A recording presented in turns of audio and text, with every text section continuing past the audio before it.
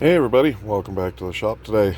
Well, I took some time to strip some of the nastiness off of the stock without sanding it, without doing anything abrasive, and then just adding a little bit of finish to it. And dang, she turned out freaking beautiful.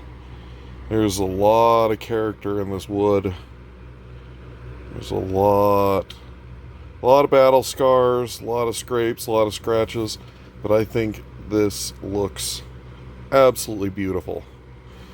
Now, for the cracks, they were not loose, they were not open, so I just went ahead and filled them in real good with epoxy, and I'm just going to keep an eye on them for now.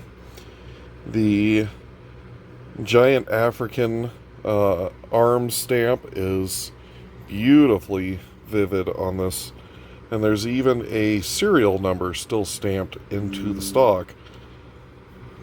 Other than that, this is gorgeous.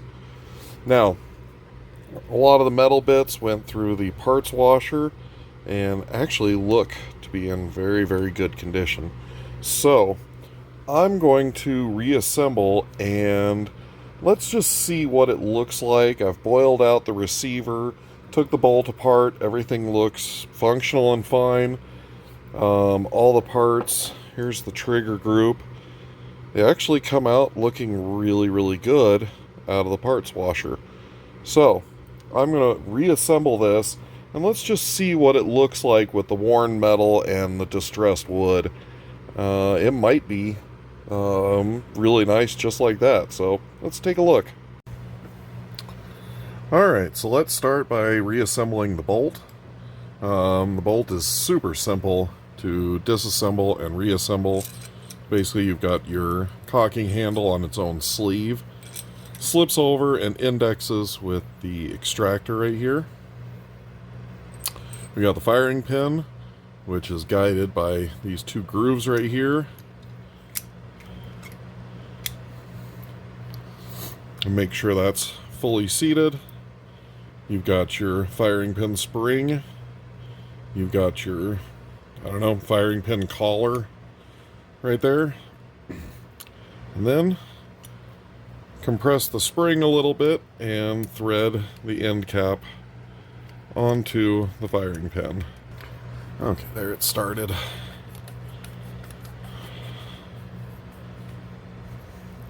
Alright. So, there's your assembled bolt, and we've got all the pieces here. And I went ahead and installed the cap on the end of the stock, the barrel band retainer spring, and I went ahead and installed the sling swivel and the butt plate. So, let's start dropping the action in. The first thing that goes in is going to be the magazine, and it just slips right down into the stock just like that. Very, very nice tight fit, and it's basically just held in, sandwiched between the wood and the receiver. So let's get the barrel to action and get it dropped into place.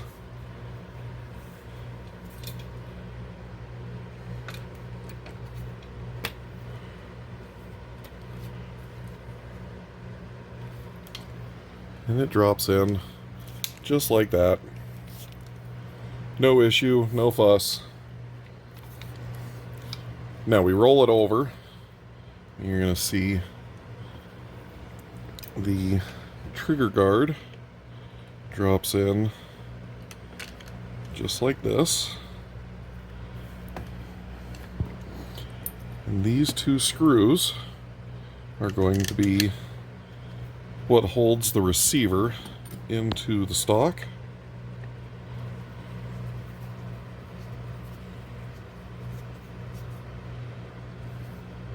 I'll put the rear one in first, just because the front one also sandwiches this little guard plate.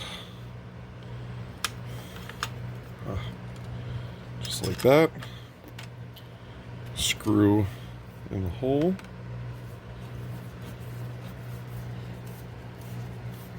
There, got it.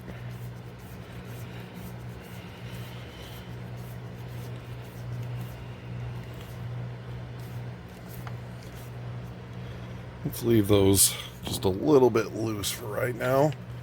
Because next I want to get the barrel band on the stock.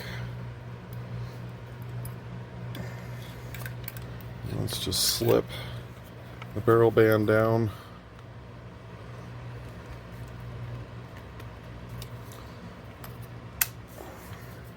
Just like that. So, with the barrel band holding the end of the barrel, let's go ahead and tighten the action screws down.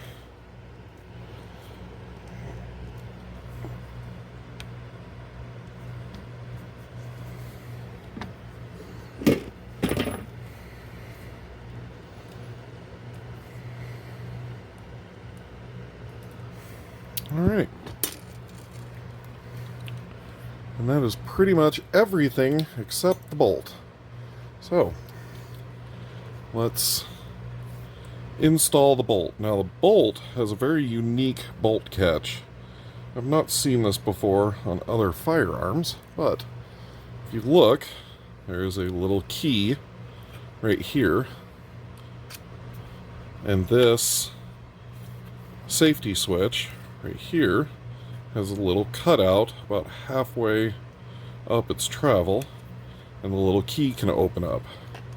That will allow the bolt to slide in, and then you can drop the key back down in its hole.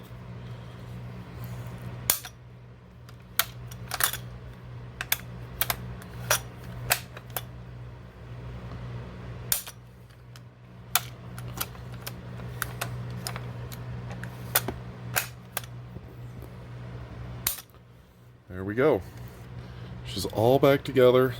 Everything functions. Everything's lubricated.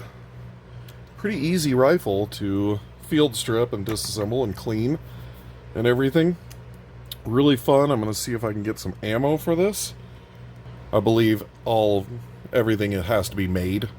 So we'll get on that. And for right now, I'm really kind of happy with the distressed look of the rifle. Now, we could go through and re-blue everything, but with the distressed wood and the distressed metal, there's no active rust. Everything kind of looks really nice and patinaed. Now, the bore, I ran brushes up and down the bore with some bore compound. The rifling, most of it's gone. You can barely see traces of rifling in there, but there are still traces of rifling. So, I would say the barrel is probably 90-ish% shot out. But, given that this will see very, very few rounds put through it for the rest of its life, I'm okay with that. Other than that, I think we've got a pretty nice, solid rifle here. What do you guys think? Let me know down in the comments. I'll catch you on another video.